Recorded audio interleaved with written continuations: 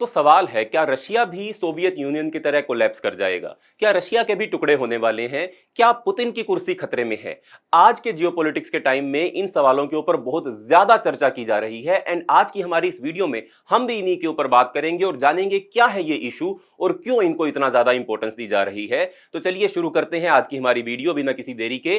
Channel का नाम है दिया ये सब, मेरा नाम है राही मेहता। थोड़ा सा बैकग्राउंड जान लेते हैं और फिर कंटिन्यू करते हैं। हम जानते हैं रशियन रेवोल्यूशन के बाद रशिया ने सोवियत यूनियन नाम का एक एसोसिएशन बनाया था जिसमें 26-27 देश शामिल थे, जिसको यूएसएसआर भी कहा जाता है, जो कि एक बहुत बड़ा मिलिट्री ब्लॉक, इकोनॉमिक ब्लॉक और दुनिया का सबसे बड़ा टेरिटोरियल ब्लॉक था।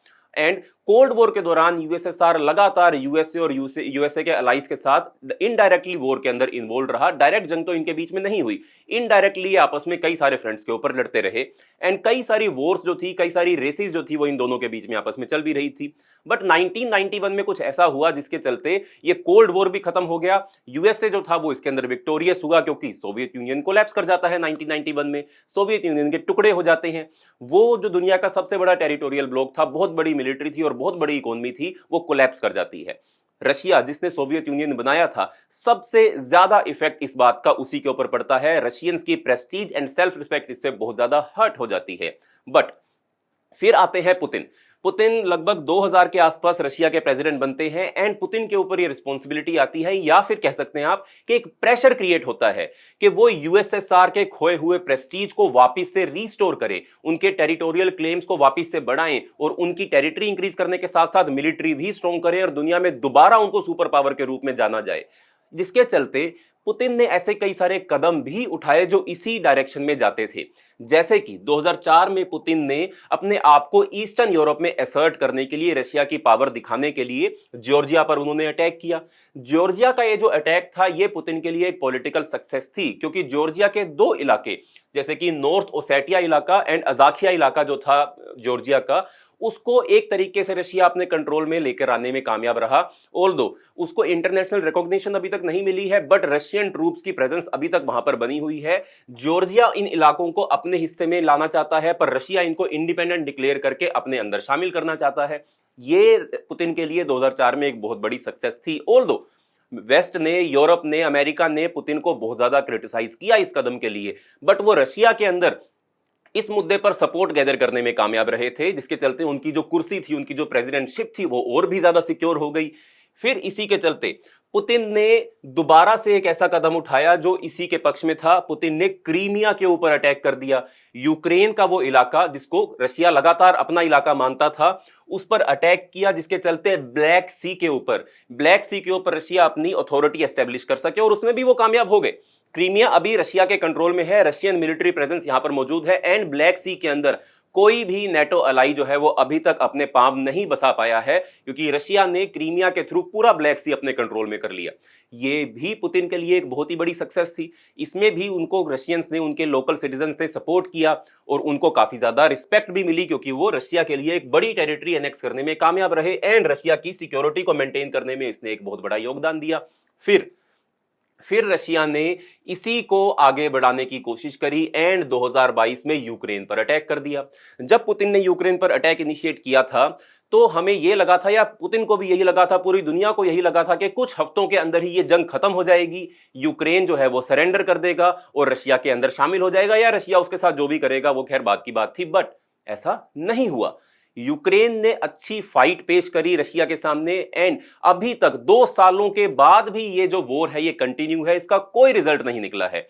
जिसका मतलब रशियन प्रेसिडेंट पुतिन ने जो मिलिट्री कैलकुलेशन की थी वो सभी गलत साबित हो गई। रशियन मिलिट्री को यूक्रेन ना जीत पाना, खैर वो हारे नहीं है, पर ना जीत पाना भी उनके लिए एक तरीके की डिफीट ही है, क्योंकि रशिया की मिलिट्री का साइज अगर हम देखें और उसके कंपैरेटिवली यूक्रेन का साइज हम देखें तो इनके बीच में एक वाइड गैप है। बट यूक्रेन को लगातार नेटो अलायंस से सपोर्ट मिलती रही इनडायरेक्टली, जिसके चलते रशिया यूक्रेन को डिफीट नहीं कर पाया और यहीं से ये सारे सवाल उठ खड़े हुए।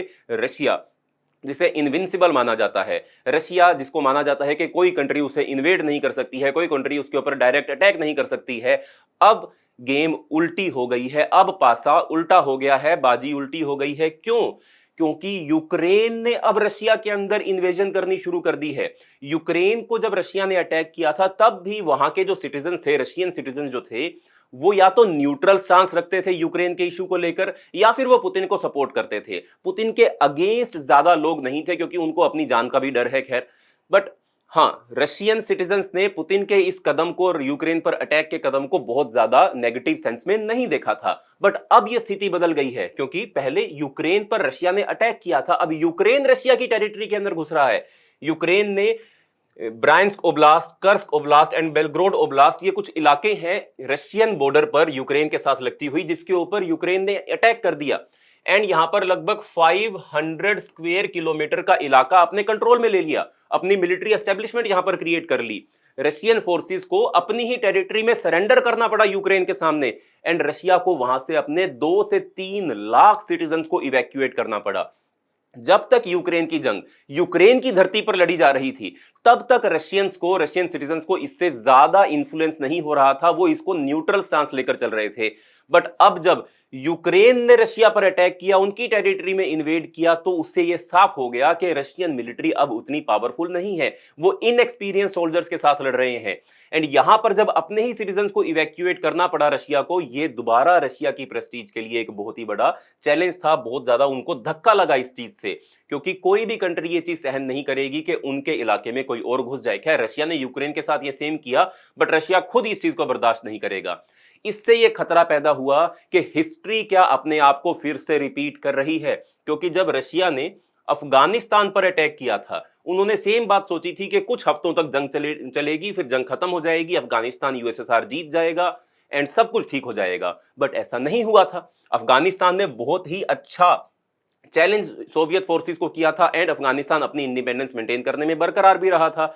इस जंग में, अफगानिस्तान की जंग में, रशिया या यूएसएसआर 10 सालों तक इन्वॉल्व रहा था, जिसमें उसके लाखों करोड़ों रुपए खर्च हो गए थे, 20,000 से ज्यादा सैनिक मारे गए थे। बट रिजल्ट था जीरो, नील बटा सन्नाटा। रशिया को, यूएसएसआर को 10 सालों के बाद अफगानिस्तान से अपना बोरिया बिस्तरा उठाकर वापिस आना पड़ा था।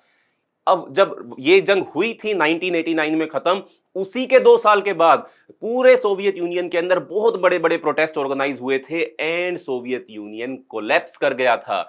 इसीलिए तो ये खतरा है कि अब रशिया भी दोबारा कोलैप्स कर जाएगा। एंड पुतिन की एक हिस्ट्री भी रही है, वो अपने सिटीजन्स को प्रोटेक्ट करने में नाकामयाब भी रहे हैं। ऐसे कई सारे इवेंट्स हुए हैं जब पुतिन ने अपने सिटीजन्स को धोखा दिया है, या फिर उनके डिसीजंस के चलते उनके सिटीजन्स की जान गई है। जैसे कि पुतिन जब प्रेसिडेंट बने थे, तो उनके प्रेसिडेंट बनने के कुछ महीनों के बाद ही, 2-3 महीनों के बाद ही, उनकी एक कर्स्क सबमरीन का एक्सीडेंट हो गया था। जब वो एक्सीडेंट हुआ, तब उसमें कुछ 150 से 200 सोल्जर सवार थे, जिनमें से ज्यादातर तो ऑन द स्पॉट ही मर गए थे। बट कुछ सोल्जर्स ने, कुछ 30 सोल्जर्स ने अपने आप को एक वैक्यूम चैम्बर के अंदर बंद कर लिया था। अब ये सबमरीन ब्लास्ट नॉर्वे की कोस्ट के पास हुआ था। अब रशियन फोर्सेस को वहां तक पहुंचने में समय लगने वाला था, उस सबमरीन को ढूंढना भी था उनको कि वो कहां पर कोलैप्स हुई है। नॉर्वे ने उनको मदद के लिए बोला था कि हम आपकी हेल्प कर देते हैं, हम आपकी सबमरीन में फंसे हुए लोगों को बाहर निकाल लेते हैं। बट पुतिन ने मना कर दिया था, क्योंकि वो नहीं चाहते थे किसी ऐसी कंट्री का साथ लेना जिनसे उनकी पॉलिटिकल आइडियोलॉजी मैच नहीं करती है। वो ये नहीं चाहते थे कि रशिया की जनता उनको वीक प्रेसिडेंट समझ ले, तो उन्होंने नॉर्वे की हेल्प लेने से मना कर दिया था। बट फाइनली 10 से 12 दिनों के बाद नॉर्वे की हेल्प लेनी ही पड़ी थी, और उसके बाद इस सबमरीन को रिकवर किया गया था, और उसमें वो वैक्यूम चैम्बर में बंद 30 सैनिक बचाए जा सकते थे अगर पुतिन स्विफ्ट डिसीजन लेते, नॉर्वे का साथ लेते, उनकी हेल्प लेते और अपनी सबमरीन रिकवर करवा लेते। इसके चलते रशिया में बहुत ज्यादा विरोध हुआ था पुतिन का। बट खैर, वो तो बहुत पुरानी बात हो गई। फिर क्या हुआ था? फिर 2004 में रशिया के अंदर एक स्कूल में कुछ 25-30 हथियारबंद लोग जो थे वो घुस जाते हैं, और 1000 से ज्यादा स्टूडेंट्स, टीचर्स, उनके पेरेंट्स और पूरे स्टाफ को होस्टेज बना लिया जाता है। पहले पुतिन ने फैसला लेने में, मदद लेने में देरी कर दी थी। अब पुतिन फैसला लेने में थोड़ी जल्दबाजी कर देते हैं और अपने कमांडोज को स्कूल में उतार देते हैं। एक बहुत बड़ा ब्लड बाथ होता है, एंड 170 के लगभग स्कूल के चिल्ड्रंस की उसके अंदर डेथ हो जाती है। एक जगह पुतिन फैसला लेने में लेट हो गए, एक जगह उन्होंने बहुत ही जल्दी फैसला कर लिया। दोनों के चलते रशियन सिटीजन्स की जान गई। इसके विरोध में भी रशिया के अंदर बहुत मेजर प्रोटेस्ट हुए थे। पुतिन को उनकी कुर्सी खाली करने के लिए लोगों ने बोला था, बट खैर वो अपनी मिलिट्री और अपनी पावर का इस्तेमाल करते हुए प्रेसिडेंट बने रहे, और आज भी वो प्रेसिडेंट हैं। अब जब यूक्रेन ने रशिया के ऊपर इन्वेजन किया, कर्स्क रीजन के ऊपर अटैक किया, अब सेम बात वापस आ रही है क्या पुतिन अपने सिटीजन्स को प्रोटेक्ट करने में कामयाब रहेंगे? अब दिख तो ऐसा रहा है कि वो 2 से 3 लाख सिटीजन्स को इवैक्यूएट करके ले गए, जबकि वहां पर अपनी मिलिट्री को भेजकर उनको यूक्रेनियन फोर्सेस को वापस खदेड़ देना चाहिए था। अब पुतिन कह तो यही रहे हैं कि अब यूक्रेन को इसका जवाब बहुत ही ज्यादा महंगा पड़ने वाला है, बट कब मिलेगा उसका जवाब, ये भी देखने वाली बात है। खैर, हम तो ये चाहेंगे कि ये जंग जल्दी से जल्दी रुक जाए। हम किसी भी जंग के फेवर में नहीं है। हम जरूर ये चाहेंगे कि रशिया और यूक्रेन की जो जंग है ये जल्द से जल्द खत्म हो, ताकि ह्यूमैनिटेरियन क्राइसिस इसके चलते जो क्रिएट हुआ है वो रुक जाए, लोगों को अपने घरों में वापस जाने दिया जाए, अपनी जिंदगी वापस जीने दी जाए, वो अपनी नौकरी पर जाएं, अपने परिवार के साथ रहें एंड ये जंग समाप्त हो। बट अभी रशिया के कर्स्क इलाके के सिटीजन्स तो अब पुतिन के इस पूरी जंग के फैसले के ही खिलाफ हो गए हैं एंड रशिया में दोबारा से एक मैसिव प्रोटेस्ट होने का खतरा पैदा हो गया है।